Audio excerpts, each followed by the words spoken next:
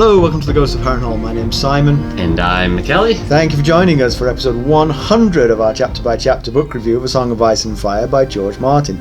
Today we'll be discussing chapter 26 of A Clash of Kings, that's Arya 6. Did you say 100? I did. 100 episodes? That's why we're doing it this way.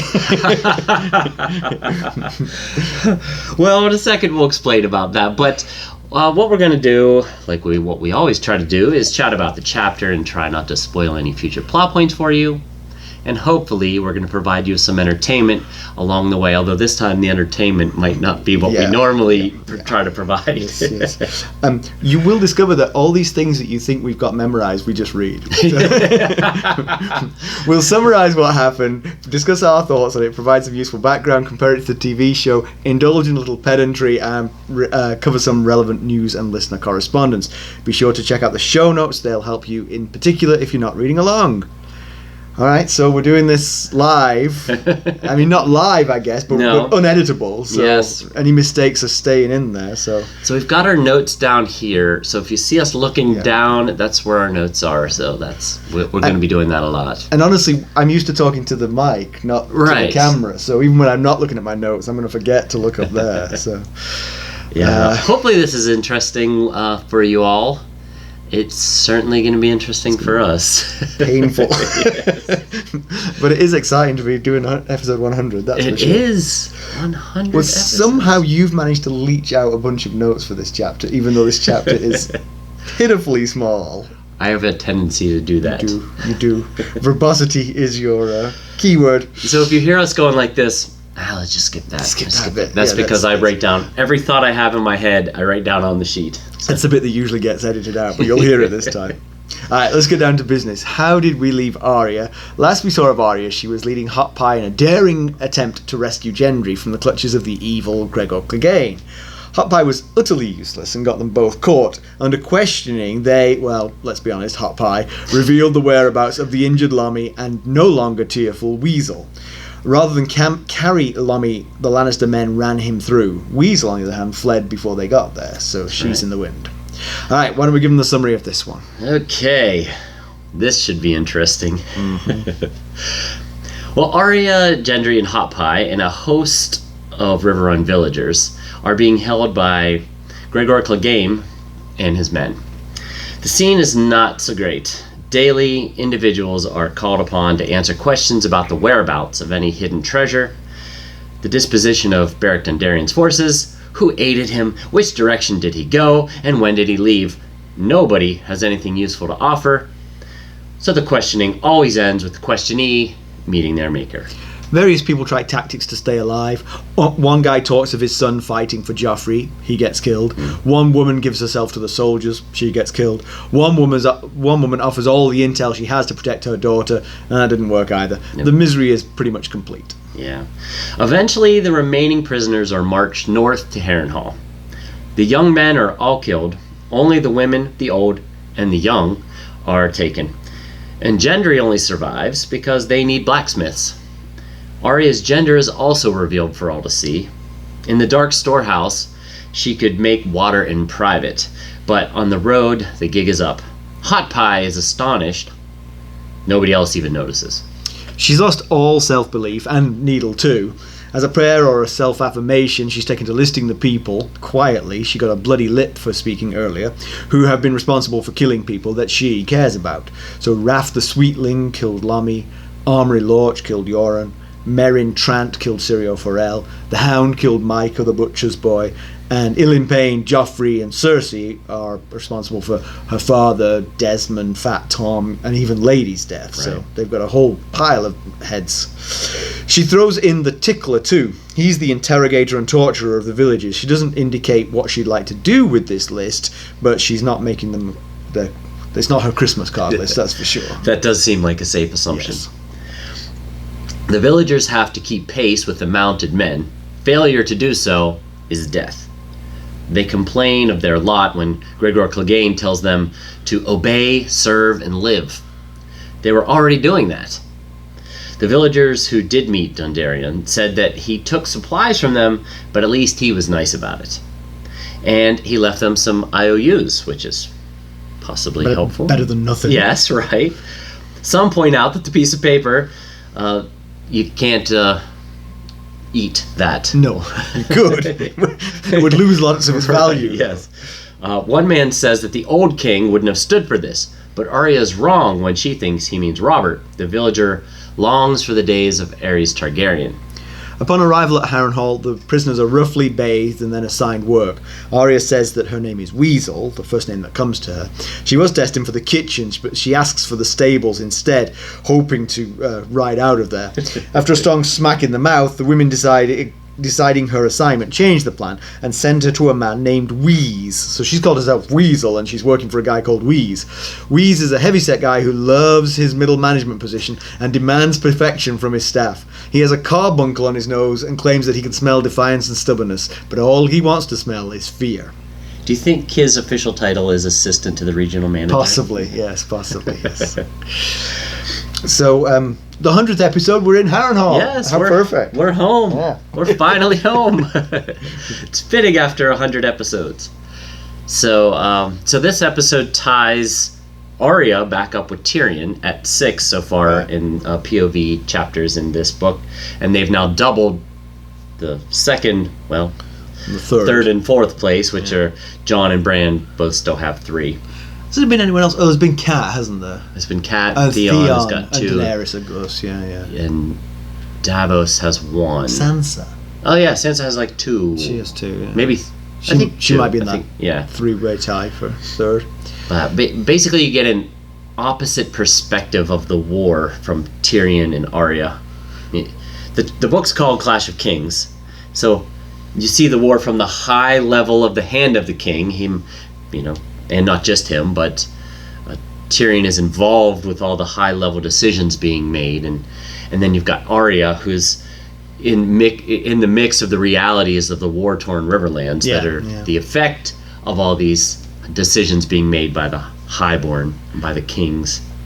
It's a tough read, this chapter, because nothing really happens. There's not a lot of sort of narrative involvement. It's just like torture and misery, and it's kind of unpleasant, and particularly awful for Arya.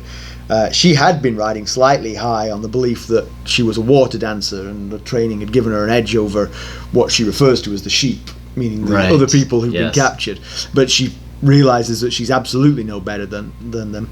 She's witnessing atrocities on a daily basis, and she's, again, always forget their ages, but I'm going to say 10. Yes, I think 10. She's 10-year-old child cannot come out of this unscathed, Oh yeah, absolutely. She's seen some awful things, not even just on this trip. She's seen the death of, she's seen her brother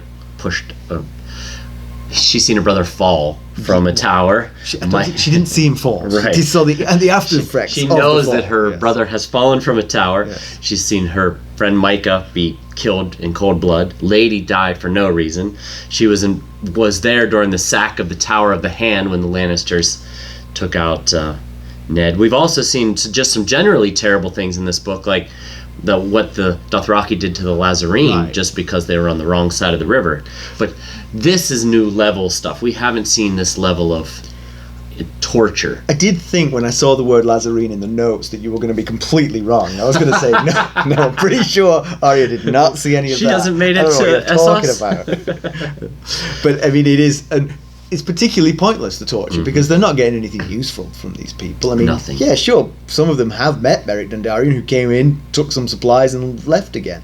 Doesn't mean they were aiding him. They're no more aiding him than they're aiding Gregor Clegane when he takes supplies from them. Yes. But, to make matters worse, this chapter, which is probably the toughest chapter we've had so far from just the things that go on in it, is from the perspective of a child. Yeah. So the actions of Tywin's men seem just designed to maximize the psychological damage that all this is going to cause. Those who try to ingratiate themselves are killed just as readily as those who don't. So the horrors are just random, unavoidable. There's nothing you can do. No, there's no rules. Yeah. You cooperate, you die. Yeah. You're defiant, you die. You willingly give up the info, you die. If your vocal allegiance, there was one guy whose son was a gold cloak, and they called him all for Joffrey, because he was always saying, I'm all for Joffrey, all for Joffrey. he died. Yeah. He was called upon and died. Some of the women have tried to use sex with the soldiers to put them in a better standing. Didn't help. They all got the same result. Yeah. So the questions are about any hidden treasure that they might be able to find, which, you know, hey, there's a chance. I mean, if I saw an army coming, I'd go and dig a hole and put my treasure in it as well. Yeah. But, and then about Beric Dondarrion. But the problem is that these people are so scared, they're just saying anything they can to try and get out of the questioning. So you end up with conflicting answers which don't help you at all. So it's a complete waste of time. It really But I is. suppose they're keeping themselves occupied with torture and murder. I guess. I mean, they're all... the Mountain's not an idiot. No. He's got to be fairly smart. He knows that nothing that they're getting from these people is worth anything. So then you wonder, why is he doing it? And he's doing it in the way that he's doing it, not rewarding those who show any sort of allegiance to the Lannister cause, and punish, and not separating those who are helping versus those who are not. The only conclusion I can make is he just wants to create a feeling of helplessness, and just strip them down to nothing. Yeah, I think make them sheep. Yeah, there's one other aspect to it, which is the people, the men that he surrounded himself in are probably of a similar disposition to him. Seem to be. And so he's actually giving them a reward. Part of their reward for being in his company is that they get to torture and murder people for the fun of it. Ooh. He must have hand-selected these guys, I guess. You know what? I think there's more of them than you hope. I think Maybe. you're a rose-tinted view of the world shining through there, I think. Yeah, but the Mountain calls them traitors. He says, you're all traitors, and you should be thankful that you're being treated this well by Lord Tywin. You wouldn't be treated so well by the outlaws, referring to Beric Dondarrion. But, of course, they're not traitors, like you said earlier. They haven't done anything wrong. They just happen to live in the Riverlands, which is where this war is seeing the most devastation. And of course, he's completely wrong. They were treated much better by Beric Dondarrion. Yes. He did not murder them. Yes, and everyone, he knows fully well, everyone else fully knows that these people don't have any stakes in the Game of Thrones, the Clash of Kings. They're just trying to get through their day. Yeah. And this is going to come back to a piece of pedantry, which actually also ties in with a slight spoiler I'm going to give from the TV show. Okay. So you'll see. All right. So we're skipping over some of the specifics of what's going on. I mean, rape, torture, murder pretty well sums it up. We're sparing you the graphic details. Yeah. Although the chapter didn't actually have graphic details. There was no description of like someone's fingernails being ripped out or teeth being pulled out or whatever it was that was being done. Ultimately, they kind of just left it up to the reader's imagination, and I don't know if that makes it better or worse. It makes it better if you're willing to just like not think about it. Yeah, but they're just words on a page, Mackelly. It's all right. Well, I was thinking about the Tickler versus Sir Gregor, and so take the Tickler. He's Arya describes him as like every man. He's so plain. She thought he was a villager until he started torturing. When he isn't torturing, he's barely noticeable. He's quiet, he's unassuming, but yet has a horrendous capacity for pain and suffering.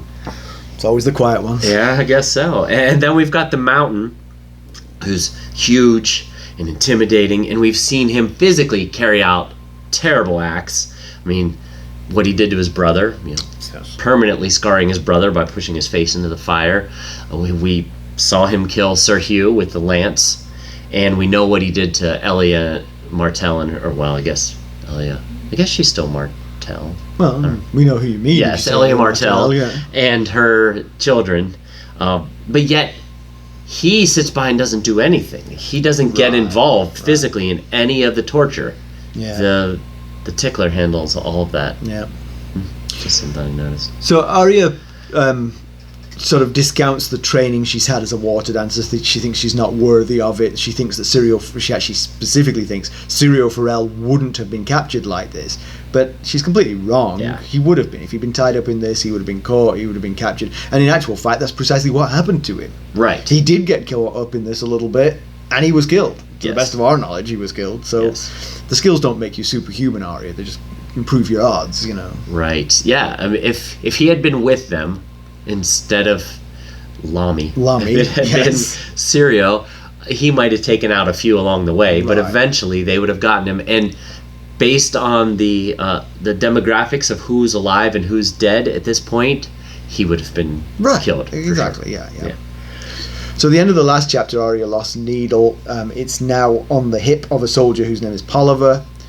He's not the worst, so he is not on her roll call of whatever she's roll calling. She does mention she hates him, though. He's got her sword. Right. Yeah, you remember that chapter. Oh, the dog's barking. The dog barks, yeah, we all heard that. Hi, Penny. You remember the end of last chapter when they were trying to go, Hot Pie and Arya were trying to go free Gendry, who had been captured by these men and taken into the storehouse that now Arya had spent the last 8 days in.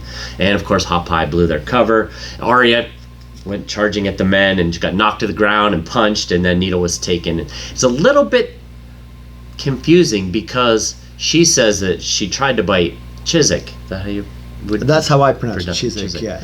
Yes, he was giving me the English version of the pronunciation. W is silent.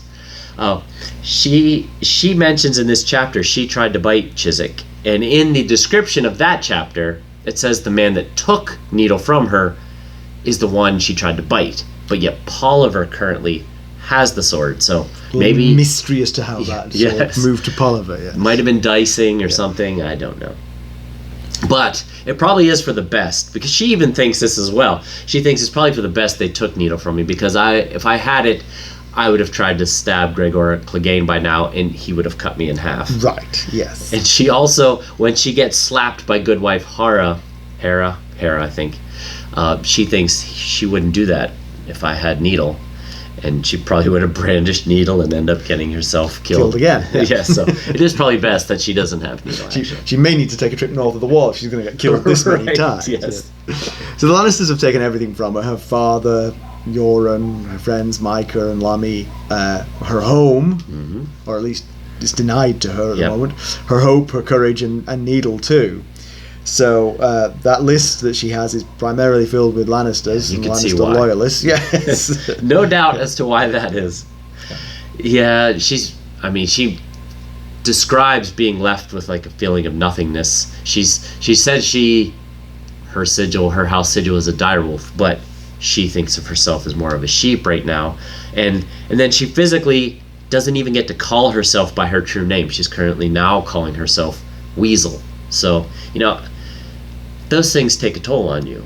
Calling yourself something like Weasel and feeling like a sheep when you want to feel like a direwolf. So it's just one of the many things. I'm going to say, though, ranking all of the indignities and miseries that she's suffering, you're focusing on one of the smaller ones. It's buried way down there.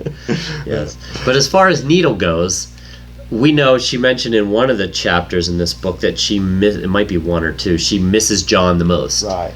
And of course, losing Needle is her last connection with Jon. So again, small thing, but probably it's something else. Just add it to the fire. You're not wrong. I wasn't saying you were wrong. Just so one thing I was thinking about was, so she mentions they even took my secret, which is the fact that she's a girl, and because she couldn't hide having to squat to pee, basically.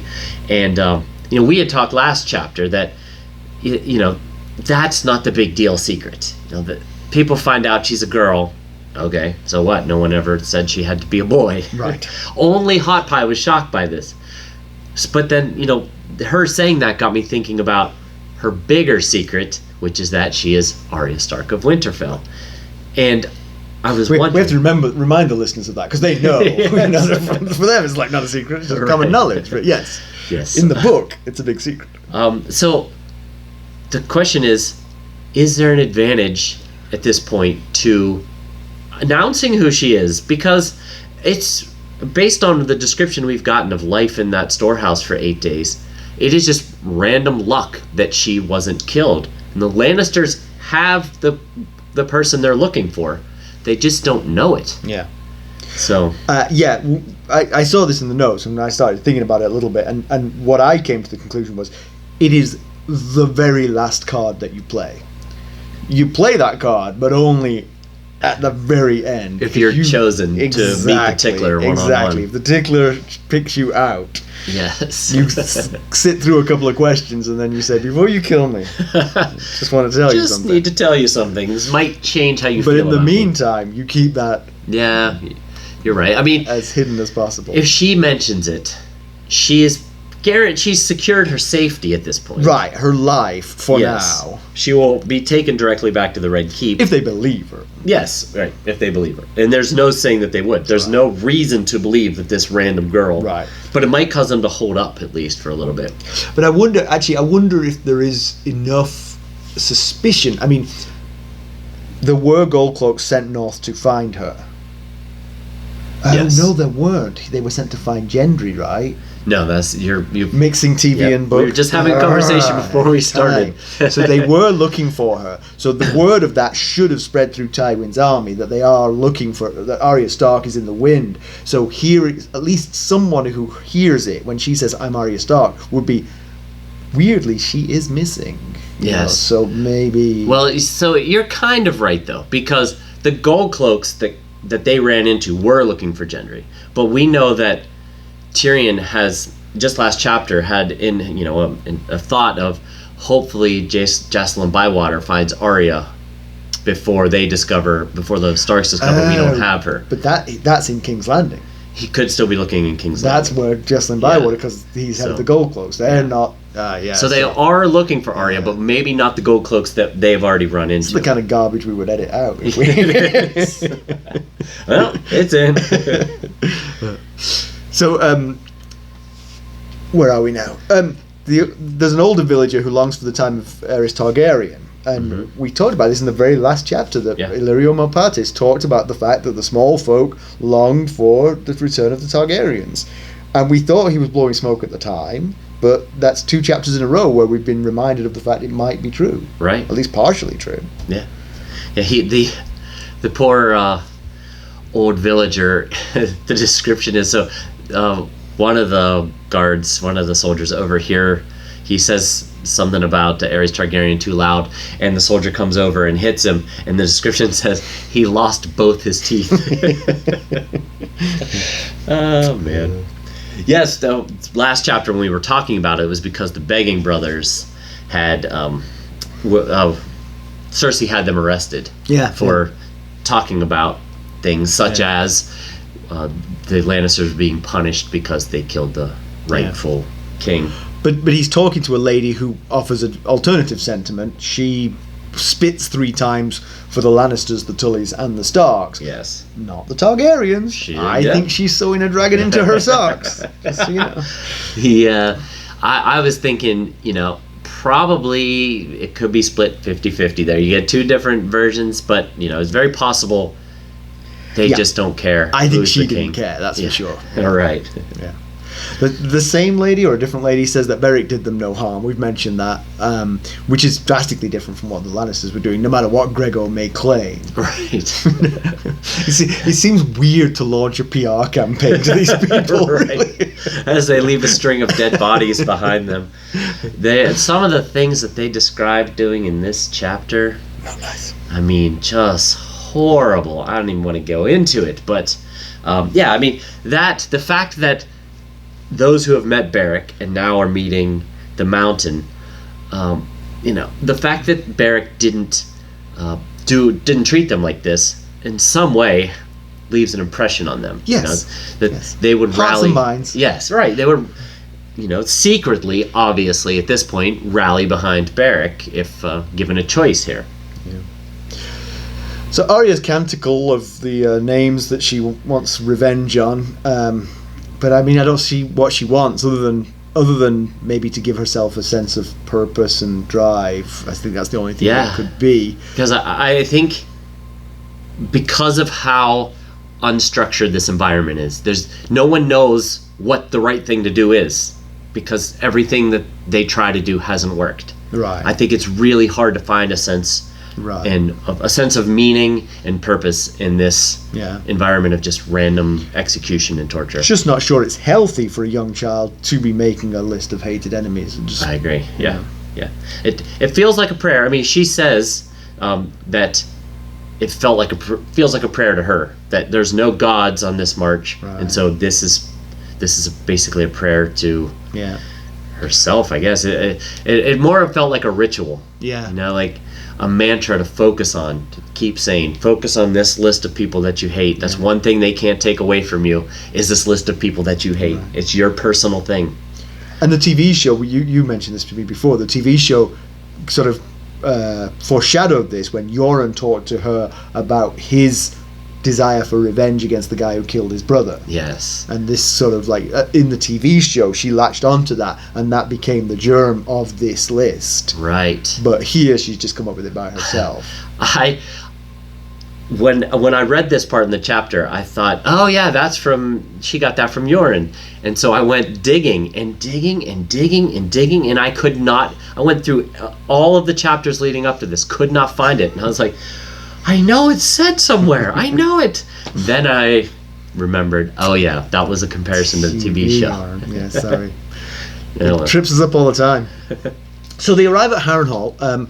It's so vast that they can see it on the horizon for 2 days of marching before they actually reach it. And it reminded me of the resorts in Vegas, because those resorts are so large that, you know, like you're in the Mirage and you think, oh, I'm just gonna walk down to the Bellagio and watch the water show, and you're walking and you're walking and you're walking and you're like, I haven't even made it past Caesars yet. It's because they're so enormous. They look like they're just right there, and they're not. They're much further away than you think. That's so similar. I'm glad you brought that up. So the gatehouse of Harrenhal is as large as Winterfell's Great Keep. The smallest tower is 1.5 times as tall as any of Winterfell.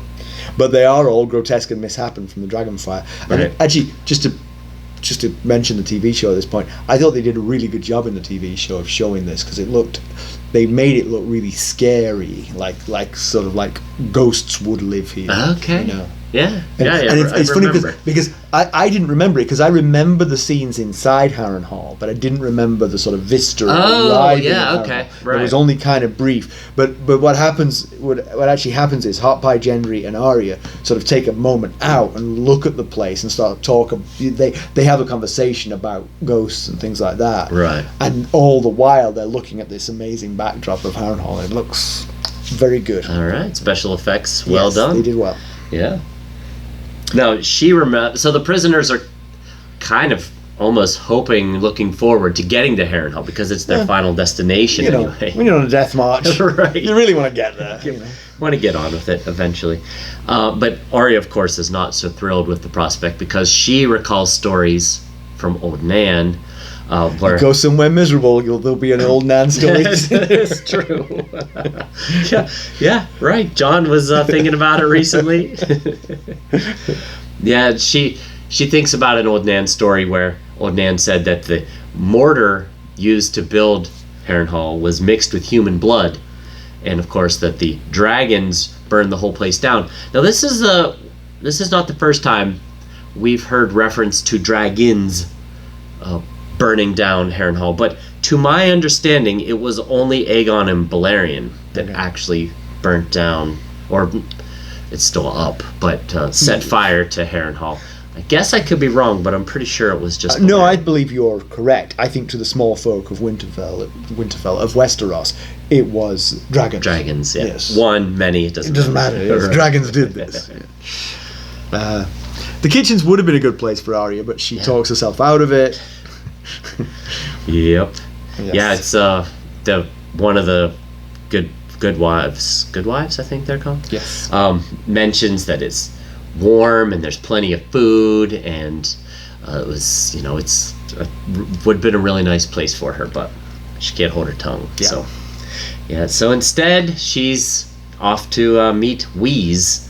And this is when she brings up her new name, Weasel, and we've got a new name for Arya. She's got quite the growing list. We've now got Arya Horseface, Arya Underfoot, Airy, lumpy head, lumpy face, and now Weasel. So, I hope Weasel's okay. The original Weasel. Yes, she's a little girl. Yes, I hope both by herself. We're rooting for both Weasels here, but not Wheeze. Right. When the Good Wives decided to send her Arya to Wheeze, it sounded like it was being done as punishment. Yeah, she opened her mouth when she shouldn't, and they said, "Okay, let's send you to Wheeze." Yes. She said, "The kitchens are snug, clean, warm, fire, plenty of food. I can see you're not a clever girl. I believe we should give this one to Wheeze." So that doesn't seem like they're rewarding her. Like, this one's clever. Let's give her to Wheeze. Yeah. I don't think that's how it was said. No. And Wheeze promises that he can smell defiance, pride, and disobedience, so he's going to smell Arya a mile off. That's pretty much. Those are her traits. Although I think this chapter might have taken some of them out of her. Possibly. At least yes. temporarily. Yes, for the moment. But those are things you might describe Arya with. Very much so, yes. He says what he wants to smell, though, is fear. And so it sounds like that's his management style. Yeah. Not, rather like my own. Right. I'm a holy terror. So that doesn't sound great for her. All right, have you got some background for us? Sure. Mackelly just does the background. That's how we work. That's how we roll. You do comparison with the TV show? Yeah, that's kind of lazy stuff. That's just watching TV.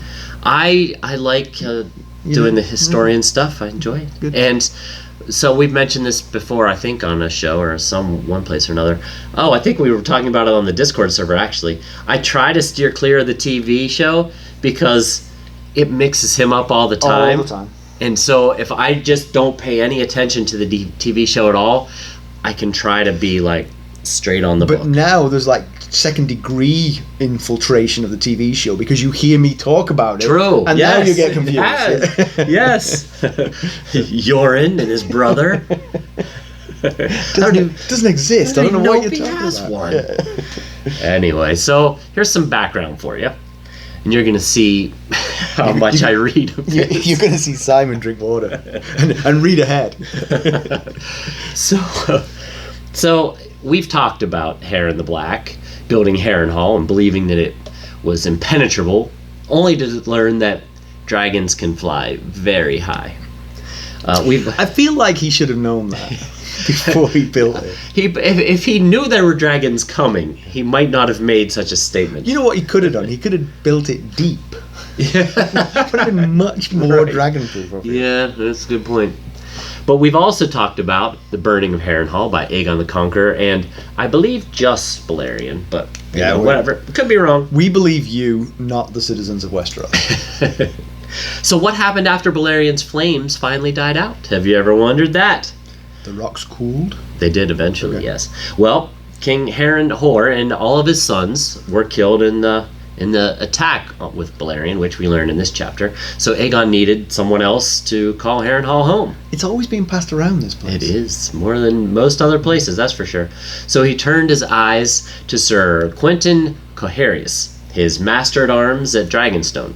He is also believed to have been of Balerion descent. He sounds like it. Yes, he does. Things were looking good for a long successful run for House Coherius. Quentyn had 2 strong sons, and one of them had given him a strapping young grandson. He'd even taken the daughter of his liege lord Edmund Tully as a second wife after his first wife died. But things didn't work out quite so well as he might have thought. A few years after taking Harrenhal as his seat, Quentyn died when he fell from his horse. And apparently his sons must have met an early death as well, because that strapping grandson became his successor as Lord of Harrenhal. The boy was named Gargon, and he grew into a rather fat man considered foolish by most. He got the nickname Gargon the Guest because he made a habit of going to weddings of small folk within his domain and taking advantage of a rule of first night. Now, that rule allows the lord or king the privilege of bedding a new bride on her wedding night. He also frequently bedded the wives and daughters of those who worked for him in his castle. Haven't we talked about the rule of first night earlier? I think we may have a long mentioned time ago, it, and we yeah. actually we researched it, and apparently it's sort of a myth. It didn't, at least on planet Earth, it didn't happen as much as people think it did. Okay, yeah. That's my recollection, but you know what that's like. Well, so that whole bedding the daughters and wives of the people who worked for him, that kind of bit him eventually, because he met a rather unpleasant demise when an outlaw named Harren the Red was let into Harrenhal by the father of a woman Gargan deflowered. Harren had Gargan's genitalia cut off and fed to a dog, and eventually Gargan bled to death. Shagger would approve. Yes, he would, except for he'd prefer a goat, right. I guess. But as he was the last official member of House Coharies, although based on his proclivities, I doubt he's the last of that bloodline. True. It brought an end to the house. And House Coharies' sigil, by the way, is a rather unusual one. It's basically like a flaming X, and then a skull in each of the four quadrants that the X makes on a black background. Nice. You know what I've discovered? And I've only discovered it because we're videoing this, that I mouth along while you're reading that. Never known. I didn't know either. But I was like, oh God, they can see me. Comparison with television show. Basically, this does all happen, but it's relocated. The show jumps straight to Harrenhal. But we do meet the Tickler there, so none of the torturing and horror happens before they get to Harrenhal. It happens when they get to Harrenhal. The questioning, the torturing, the murdering, and Arya. You see Arya sleeping in a cell, listing the names. Oh, okay. So she is doing that. There is no assigning them to jobs at this point. There's just torturing and being killed. They've been taken to Harrenhal for no reason whatsoever. Okay. Okay. So not to put them to work because they have a lot of which is need for small folk. So for instance, the very next scene, which I won't talk about because it's a slight spoiler for what's coming for Arya, but somebody more senior intervenes in what's going on and says, what's your job? And he points to Gendry, and Gendry says, I'm a blacksmith. And he's like, why are we not putting this guy to work? You know, Right. They've all just been brought there and they're doing nothing with them. So this is kind of like my pedantry now, which sort of segueing into my pedantry. Right, yes. Why kill the fighting age men? Yeah. It's crazy. They're not fighting you. Right. If you conscript them into your army, you've grown your army. That makes perfect sense, yes. I do not know. They certainly could use more fighting men, of They course. have a big army already. It's one more mouth to feed, but better that mouth to feed than the old guy with now no teeth. Right. You have to chew up his food for him. Baby bird style. Yeah, I think I'm going to go check to make sure that's still recording. Okay. Just real quick time out. Stay with us. So one of the things we do is we drink water because we get sort of like Yes. thirsty. Yes, it's still recording. And I put it down on the floor so it doesn't clunk on the table, and that comes through, you see. Yes. And this is the kind of thing we would edit out normally. It would, definitely we would. Luckily the door hasn't opened That's yet. true. You got some news and notes? Yeah, a few things. So, first of all, now this episode will air after July 12th, but we're recording before July 12th. But July 12th... We haven't found a way to publish before we record. July 12th is the 10-year anniversary of the publication of A Dance with Dragons. So it's now been 10 years since the last... That's the last book. I don't remember what the books are called, but that's the last one. My God. Uh-huh. That's crazy. Yeah, I know, right? 10 years. Wow. You know what's coincidental, actually? I've been, we work together. Do you know Yeah, that? I do. This is my 10-year anniversary, like in about a week. Oh, yeah. All right. I had to strong-arm him into coming to work. Yeah. And I'm glad you did. I'm grateful. Still am. Good. Glad that worked out. Yeah. Worked out for me. I've enjoyed having you around for the past decade. So in other news, George Martin, I kind of hate to bring this up after saying it's been 10 years since his last Here's book. an example of what he's been up to, yes? So George Martin and his wife Paris were rubbing elbows with some famous mutants while attending a swanky gala known as the Hellfire Gala put on by Marvel Comics. No, I'm just joking. This isn't a real life gala.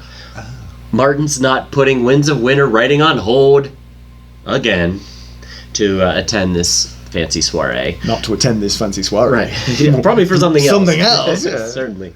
So the Hellfire Gala is actually a fictional event spanning several Marvel comics throughout June of 2021. Other celebrities attendees include Conan O'Brien, Patton Oswalt, and Eminem. The celebrities have been drawn into the scenes of the gala, along with some of those from the Marvel comic universe. And Martin appears in the Marauders series issue 21. And the gala was, the concept of it was used to announce a new crop of X-Men. Cool. So I don't know anything about X-Men, but that's cool. Yeah, it is cool.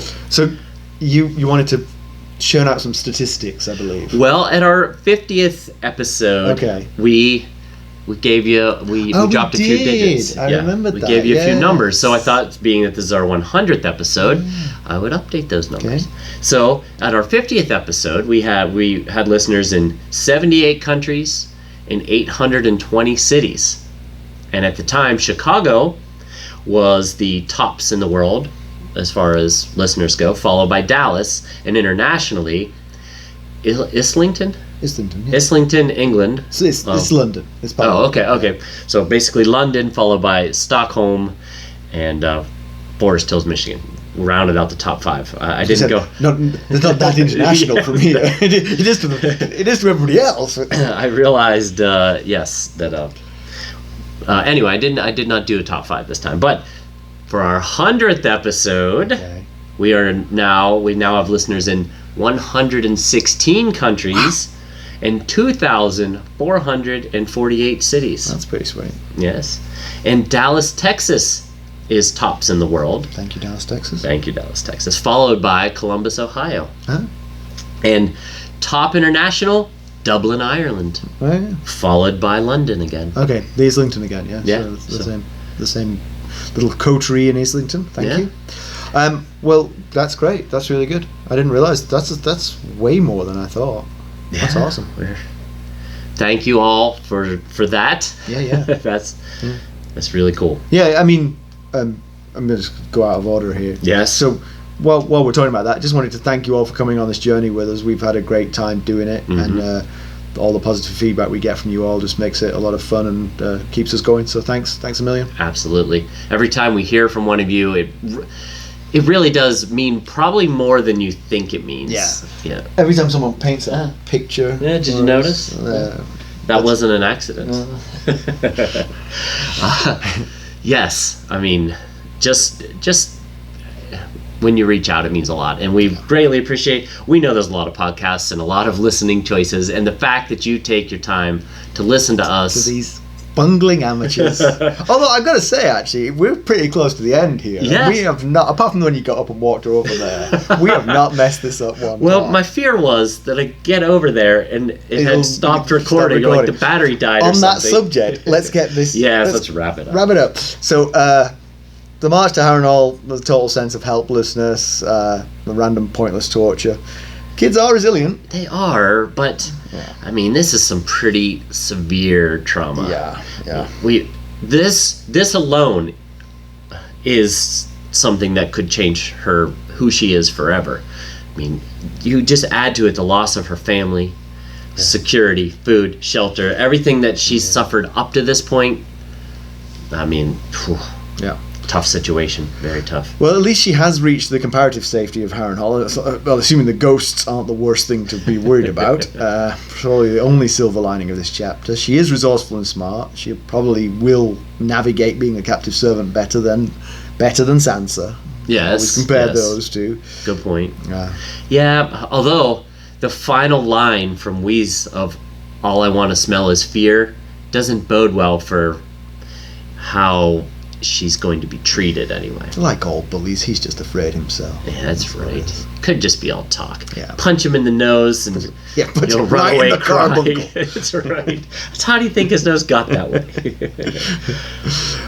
And as you pointed out, the Lannisters actually have Arya in their clutches. They just don't know it. No, right. And hopefully they don't kill her before they figure it out. Yes. But again, I think she still maintains that one last card that she can play at the time of most dire need. That's true. I'm Arya Stark. Yes. Don't kill me. I hadn't thought about it that way. I was thinking, save yourself from them accidentally killing you, not knowing who you are. But you're right. If they go to do that, that's when you play that card. Yeah. I mean, good point. Random death can come up on you pretty quickly, I think, in the presence of Gregor True. Clegane and Yes. co. Yes. And you're right. They might not even believe her. Might just think, "Oh, yeah, you're Arya Stark." Okay, True. whatever. But it's a rough situation For sure. and I think it's Arya's journey. The point of her journey is to show how the people are being affected by Right, yeah. this war. The and the decisions reason made. that they put her where they have in this in the theatre of war is to give us an opportunity to see the horrors of war. Yeah, because everyone else is remote from it. right. Yeah, more or less. So, as always, you can reach us at ghost.harrenhall@gmail.com. You can follow us on Twitter at @GhostHarrenhall. We're on Facebook, Instagram, YouTube, and Discord. That's right. And if you wouldn't mind going out and leaving us a 5-star rate or a fantastic review, we certainly would appreciate that. The best ways to do that are Apple Podcasts or podchaser.com, but really anywhere you can leave a review, we would absolutely love it. We will for sure read it out. And that's exactly. All right. Thanks for listening. Thanks. Bye. Bye.